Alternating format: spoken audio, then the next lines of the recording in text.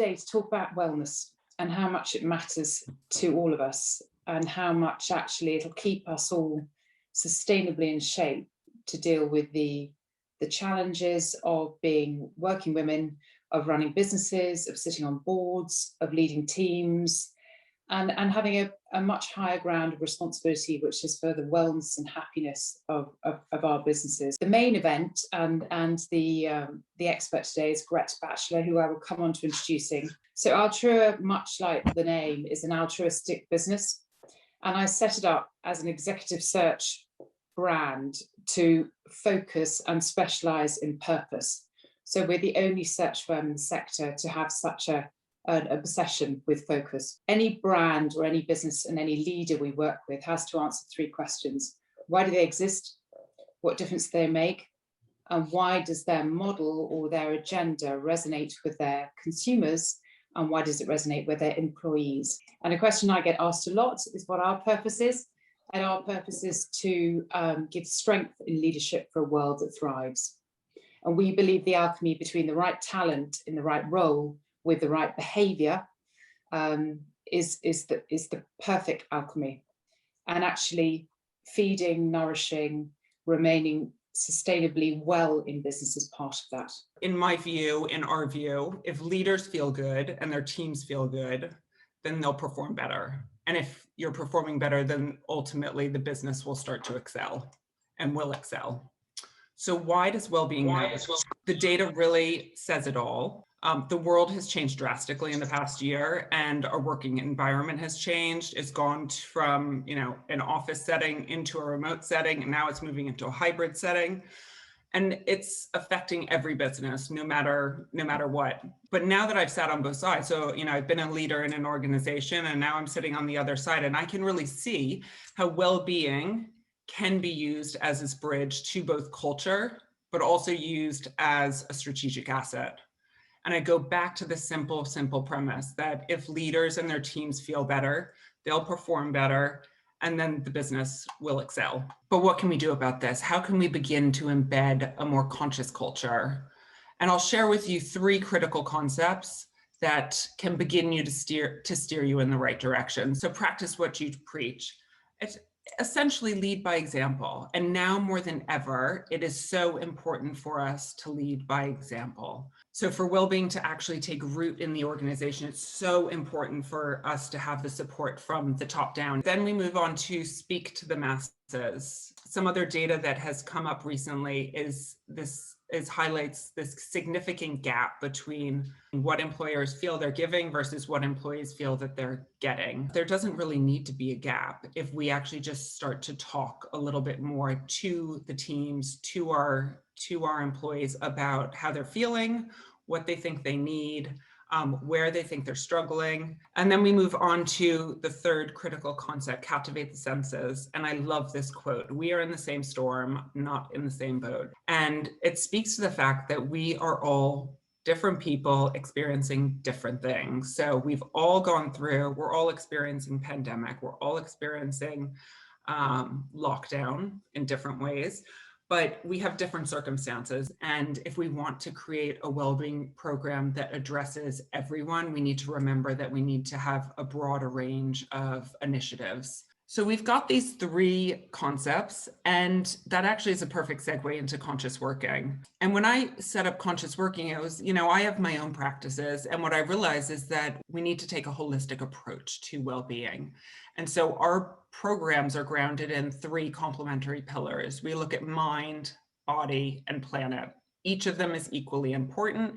Each of them draws strength from the other. And then sitting in the middle is rituals. And the idea is that by offering initiatives, workshops, webinars within the three pillars, we can then start to embed some of the practices as rituals, which then take root within your everyday life and take root within the company culture.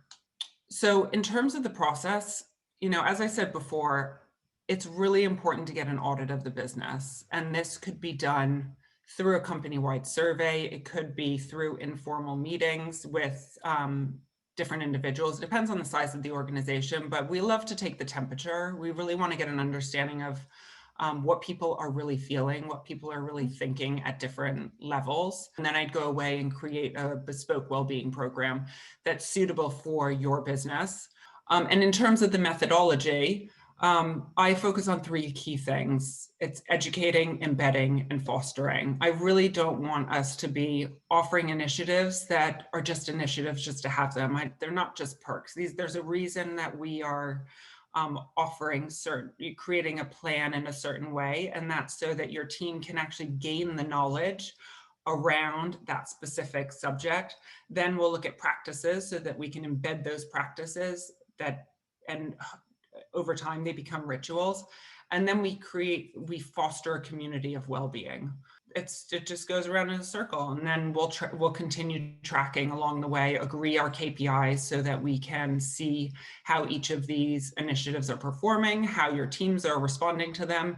And if we need to make some adjustments along the way, we always can. Here is what you know. So you know that well-being really must start with you as the leader. That is the number one thing. You know that for well-being to embed, there needs to be some budget allocated. It really doesn't need to be huge. It can grow, but just something as a start, and then you build it, and you track your KPIs and then see how you need to develop it. You also know that involving your people will help shape the right program for your business and team.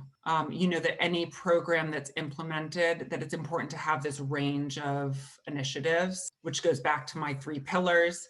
And most importantly, you know that well-being is not a nice to have. It is actually a strategic asset for your business. As an employer, as a leader of a team, where's the balance between approaching people to say, are you fine? What else can we do? Are there areas that you're having a struggle, and how can we help?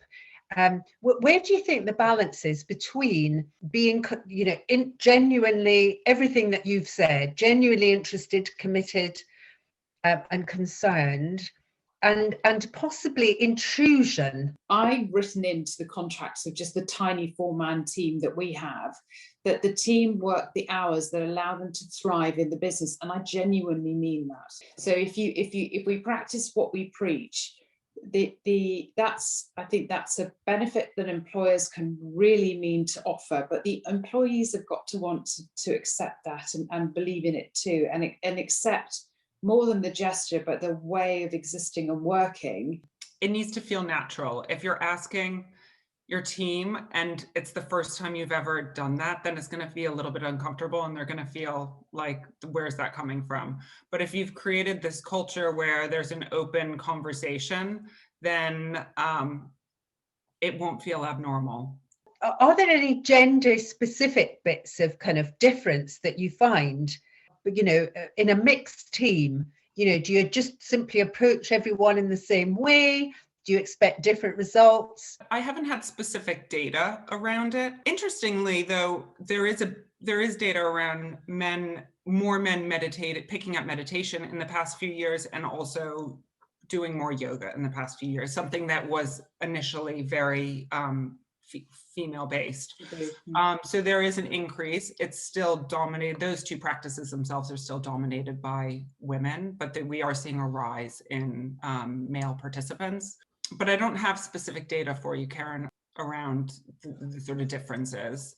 But that sort of goes back to the point that whatever programs are implemented, they should they should include different activities, different initiatives. Not everyone will love yoga. Not everyone necessarily wants to meditate. So we've got to offer a range to see, to make sure we're actually answering different people's needs. Measuring results on, against budget spent, and how we can measure those results in performance. And I'm just wondering around that. We're going to invest in something, we definitely want to see a return. So I think it's about finding the right KPIs for your business. So some of the things that I would suggest looking at would be retention rates, absentee days.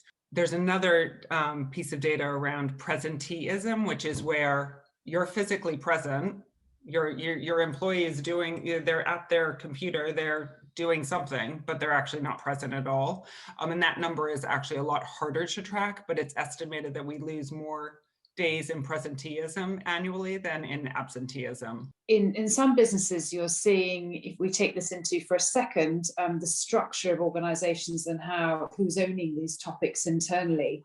Wellness tends to be a subject that HR directors pick up on, but there have been chief happiness officers employed in the industry for years. In fact, the first of his kind was a brilliant Chinese chap who's no longer with Google, but was the chief jolly good fellow at Google. He was hired in 2007.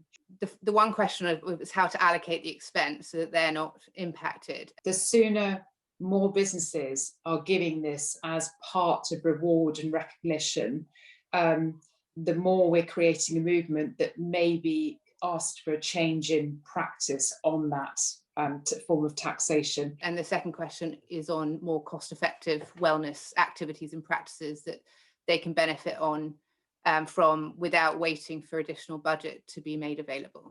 Start a meeting with a gratitude circle. It's such an easy practice. It is gratitude. If you have a consistent gratitude practice, the research shows that it actually decreases our cortisol levels by over 20%. So the stress hormones start to go down. You have a consistent gratitude practice. I do three things I'm grateful for a day, and I've been doing it for, I think, 3 years. And it does start to shift the energy. And I think with teams, that's a really nice one to do. Right, thank you very much indeed. Pleasure. Sorry to have overrun. Thank you all very much for joining. Thank you, Have a good rest of the day. All right. Thank you so much. Thank you. You, Lou. Bye-bye. Thanks, Gret. Thanks so much.